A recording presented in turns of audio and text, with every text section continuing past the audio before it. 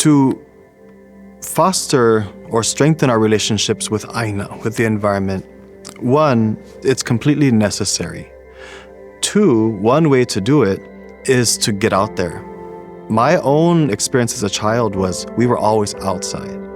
Kids today don't have as many opportunities, and so I think because they spend the majority of their time at school, if the school systems create those opportunities for the children to be physically reconnected to the land in ways that don't seem intimidating, forming programs that allow them to have the experience that student needs to connect, right? Because all students are on the spectrum of their physical makauka or their physical comforts.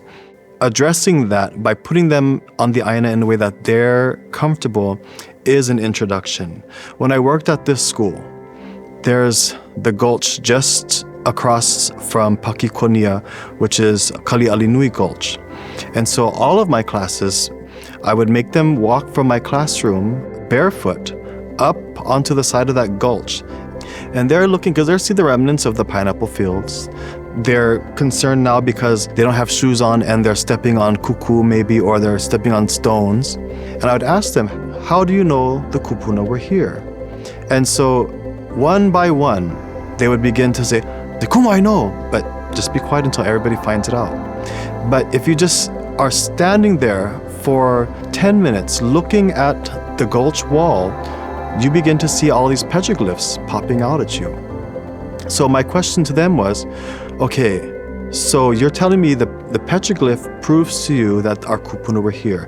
Yes. Now what are you feeling as you are standing here, either in the hot sun, in the misty rain, in the wind, or whatever it's going to be? What are you feeling?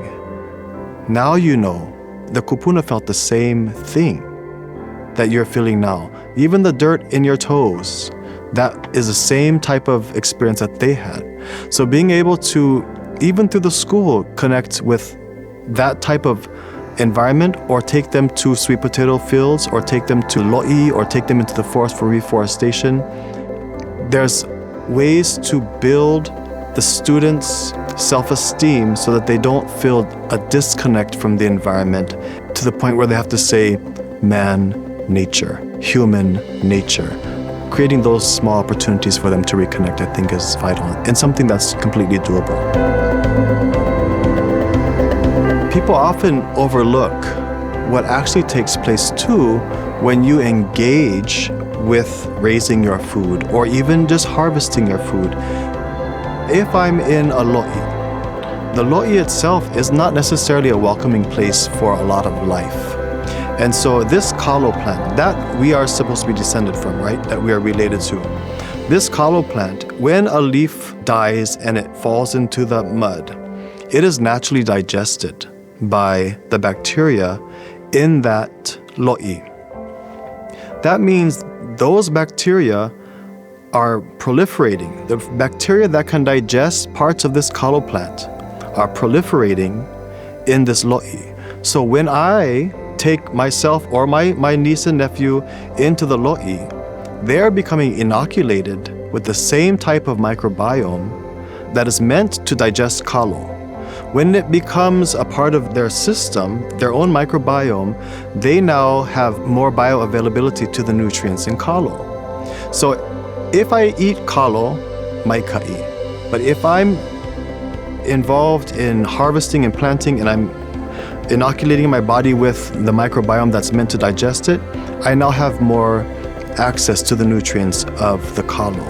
And so the same thing for if I go to pick kukui nuts and I'm digging around in the forest litter, I am now inoculating myself with that microbiome. I can go into the ocean, and there's studies on this that show those microbes populate your body. Now you have different access to the nutrients in fish or seaweeds because you take those microbes on. So when I take myself or my niece and nephew into the lo'i, you get in there, you become popular with the microbiome, and now you have access to kalo the way that our kupuna did.